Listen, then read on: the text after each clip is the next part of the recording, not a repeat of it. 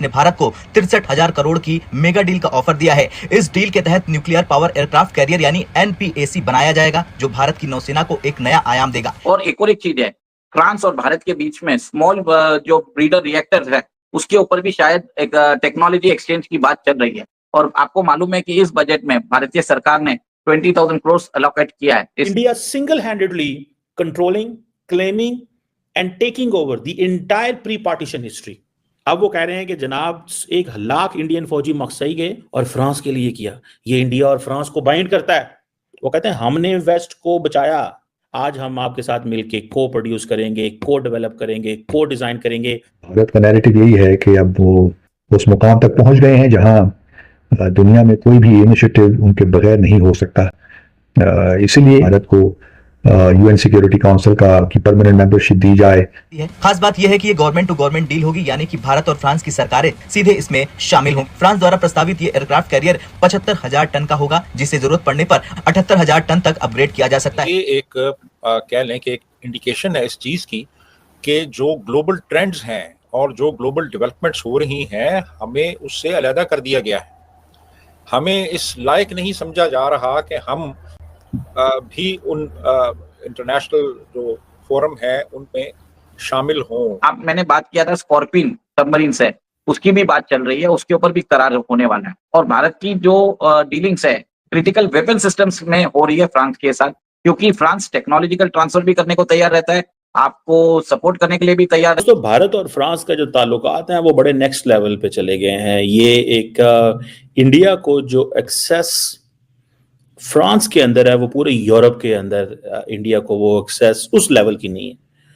Germany, Spain और मुल्क भी बहुत बड़े पैमाने पे इंगेज करना चाहते हैं, पर जो इंडिया को ये एक्सेस है कि French president flew from Paris to Marseille आए हैं, ठीक है जी।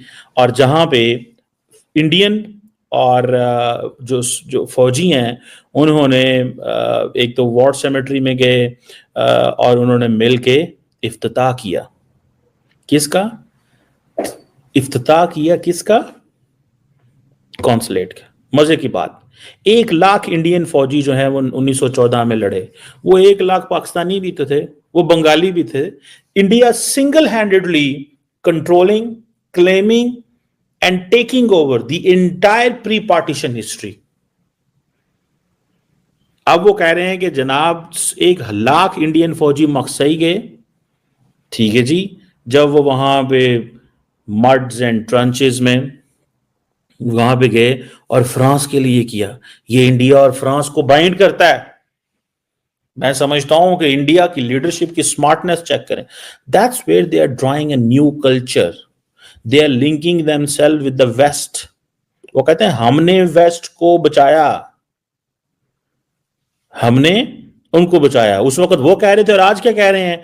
आज हम आपके साथ मिलके को प्रोड्यूस करेंगे, को डेवलप करेंगे, को डिजाइन करेंगे advance modular reactors and small modular reactors. ये हम आपके साथ करेंगे। This is what they are addressing. आपको पता है क्या डिस्कस हुआ है? AI डिक्लेरेशन आया है इंडिया फ्रांस का, civil nuclear cooperation, Indo Pacific, triangular development. और एक चीज है, फ्रांस और भारत के बीच में स्मॉल जो ब्रीडर रिएक्टर्स है, उसके ऊपर भी शायद एक टेक्नोलॉजी एक्सचेंज की बात चल रही है। और आपको मालूम है कि इस बजट में भारतीय सरकार ने 20,000 करोड़ अलोकेट किया है इस सेक्टर के लिए। तो डेवलपमेंट्स बहुत है और भारत और फ्रांस के बीच में जो स्ट्रेटेजिक पार्टनरशिप है वो बढ़ती जाएगी। देखिए, कारगिल युद्ध के समय जो 2 कंट्रीज ने भारत को सपोर्ट किया था इमरजेंसी सप्लाईज के लिए, एक तो था इजराइल और दूसरा था फ्रांस। और आपने देखा है कि भारत ने अभी रशियन फाइटर जेट्स के ऊपर जो निर्भरता थी वो कम कर दिया। हमने रफाल लिया था लास्ट टाइम, 36 रफाल लिया था 57,000 करोड़ में। तो भारतीय जो वायुसेना का जो बोलते हैं फ्रंटल अटैक, जो मेन फाइटर जेट है वो रफाल होने वाला है। तो ये क्रिटिकल जो वेपन सिस्टम्स है वो हम फ्रांस से ले रहे हैं। सेकेंड, मैंने बात किया था स्कॉर्पिन सबमरीन से, उसकी भी बात चल रही है, उसके ऊपर भी करार होने वाला है। तो ये देखिए, ये दोनों क्रिटिकल वेपन्स सिस्टम्स है और भारत की जो डीलिंग्स है क्रिटिकल वेपन सिस्टम्स में हो रही है फ्रांस के साथ, क्योंकि फ्रांस टेक्नोलॉजिकल ट्रांसफर भी करने को तैयार रहता है, आपको सपोर्ट करने के लिए भी तैयार रहता है, और एक चीज है, उनका ऑपरेशनल सॉवरेनिटी है आपके पास। आप चाहे अपने नेशनल इंटरेस्ट में वो आर्म्स किसी के ऊपर भी यूज कर सकते हैं, ऐसा कोई रेस्ट्रिक्शंस नहीं है। ये एक कह लें कि एक इंडिकेशन है इस चीज की कि जो ग्लोबल ट्रेंड्स हैं और जो ग्लोबल डेवलपमेंट्स हो रही हैं, हमें उससे अलहदा कर दिया गया है। हमें इस लायक नहीं समझा जा रहा कि हम भी उन इंटरनेशनल जो फोरम है उनमें शामिल हों, हमारी भी कोई इनपुट हो, हमारा भी कोई रोल हो। तो मेरा ख्याल है कि ये एक हमें इस एक आई ओपनर भी है हमारे लिए कि यार दुनिया कहाँ जा रही है, किस तरफ जा रही है। आर्टिफिशियल इंटेलिजेंस का दौरा है और हर शोबे में इसका इस्तेमाल है और दुनिया इसके ऊपर एक इंटरनेशनल एक समिट कर रही है, डिस्कशंस हो रही हैं कि इसका हमने आइंदा इसकी क्या इम्प्लीकेशंस होंगी, इसकी बिजनेस पे क्या इम्प्लीकेशंस होंगी, इनोवेशन पे क्या होंगी, कल्चर पे क्या होंगी, और जो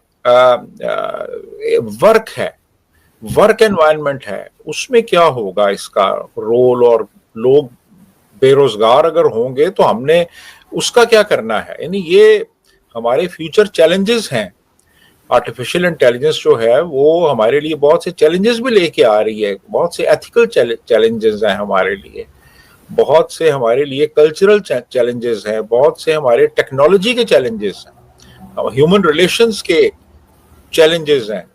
अब इनसे कैसे निपटना है दुनिया ये डिस्कस कर रही है इस वक्त, और हमें तो इस काबिल नहीं समझा गया कि हमें भी बुलाया जाता और हमसे भी ये चीज़ें शेयर की जाती और हमें भी इसमें पार्टिसिपेट करने का मौका दिया जाता।